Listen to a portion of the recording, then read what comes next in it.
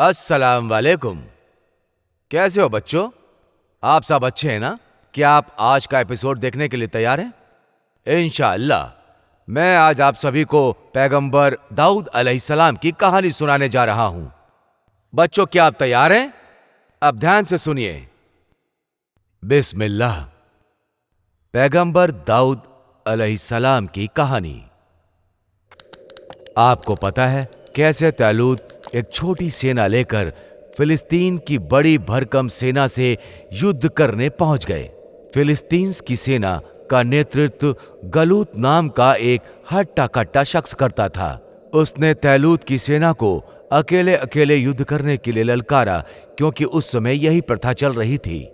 भारी भरकम गैलूत भी अपनी ताकत का प्रदर्शन करना चाहता था।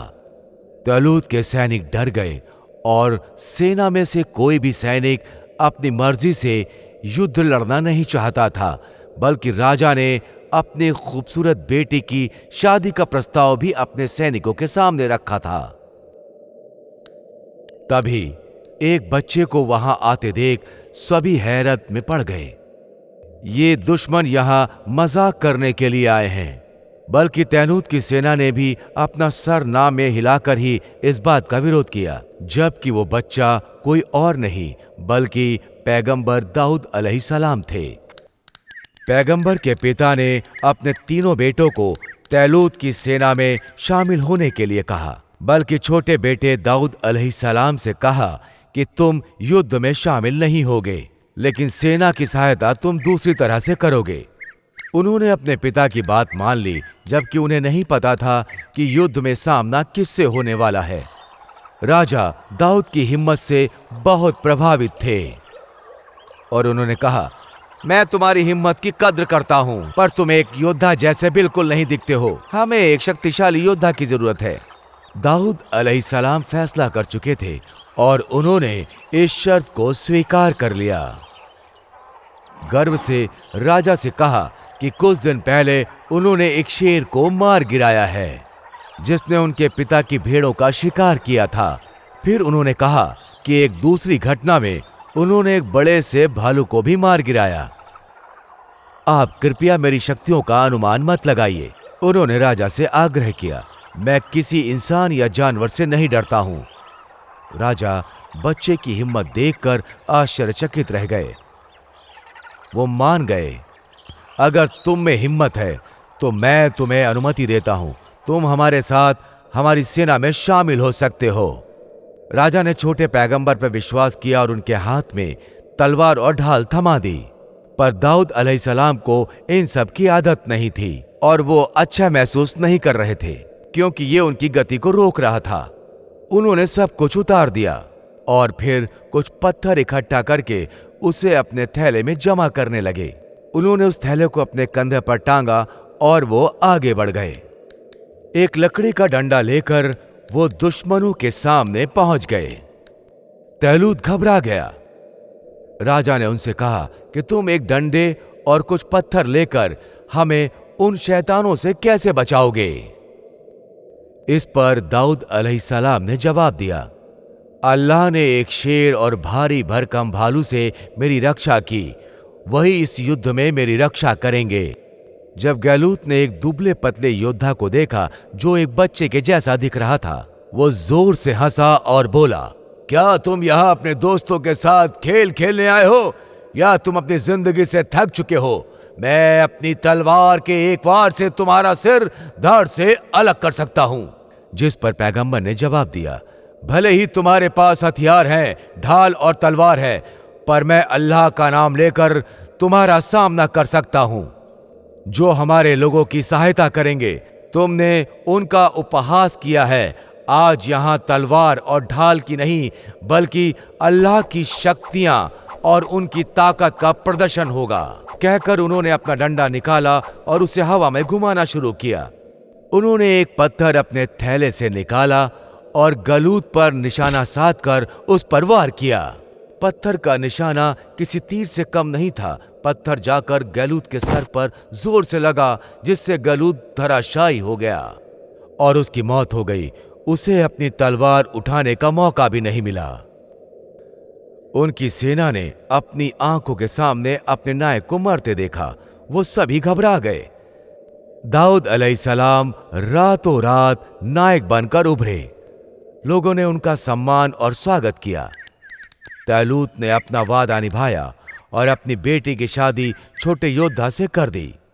राजा ने उन्हें अपने सलाहकार के पद पर भी नियुक्त कर लिया। पैगंबर अब अपने लोगों में एक प्रसिद्ध व्यक्ति बन चुके थे, पर उन्हें प्रसिद्धि और संपत्ति का लालच बिल्कुल नहीं था। वो सिर्फ सच्चाई की राह पर चलना चाहते थे। वो बस अल्लाह की इबादत करना चाहते थे। इसलिए गहलूत को खत्म करने के बाद वो प्रकृति की गोद में चले गए। मैं सर्वशक्तिमान अल्लाह के रहमो करम का धन्यवाद करता हूँ। पेड़, पौधे, पंछियां, जानवर, बल्कि पहाड़, ये सभी सलामत रहें अल्लाह। पैगंबर की आवाज तो ज्यादा दूर नहीं पहुंची, पर पंछी और जानवर सब उनके साथ आ गए। अल्लाह ने उन्हें एक वरदान से नवाजा था कि वो जानवरों और पंछियों की भाषा समझ सकते थे। लोग दाऊद अलैहिस्सलाम की इज्जत और उन्हें प्यार करते थे। कुछ भी हो, पर इंसान का दिल एहसान और दिमाग से सब कुछ भूल जाता है। बल्कि इतना महान इंसान भी अब असुरक्षा महसूस कर रहा था और उसे बेचैनी होने लगी। तैलूत को पैगंबर से खतरा महसूस होने लगा। जब उसने देखा कि लोग पैगंबर को कितना प्यार करते हैं, तो उसके दिल में असुरक्षा की भावना ने जन्म ले लिया और आखिरकार उसने पैगंबर की हत्या करने का फैसला लिया। ये जलन ही थी, जबकि राजा ने अपनी बेटी की शादी पैगंबर से कराई थी। सेरा को अपने पिता की साजिश के बारे में पता चल गया और वो अपने पति के पास भागते हुए गई और उसे अपने पिता की योजना बताकर उसे सचेत किया। पैगंबर कुछ सामान और खाना लेकर अपने ऊंट की मदद से वहां से चल पड़े। उन्हें एक गुफा मिली जहां वो बहुत दिनों तक रहे। दिनों के बाद उनके भाई और जान पहचान वाले उनके पास पहुंचे और बोले कि तैलूत की स्थिति बहुत खराब हो चुकी है। वो बहुत जुल्मी हो चुका है। वो प्रजा पर जुल्म करने लगा है। वो बिना कारण किसी को भी प्रताड़ित करता है। वो अपने सैनिकों को भी धमकाता है। वो इंसान पागल हो चुका है और उसकी सोच अब विपरीत हो चुकी है। जब तैलूत को पता चला कि कुछ लोग पैगंबर से मिलने उनके पास गए हैं, तो वो बहुत क्रोधित हुआ। फिर वो पैगंबर से युद्ध करने का फैसला करते हुए वो पैगंबर और उसकी सेना को ढूंढने के लिए पहाड़ों के रास्ते वो कई दिन तक सफर करता रहा। अब उसका सफर मंजिल की तरफ ही था, पर उसकी सेना अब थक चुकी थी।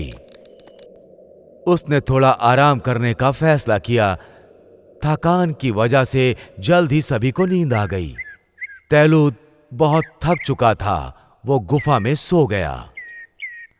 तभी पैगंबर वहां चुपके से उसके पास आए। पैगंबर ने राजा की तलवार से उसका थोड़ा सा वस्त्र काट लिया।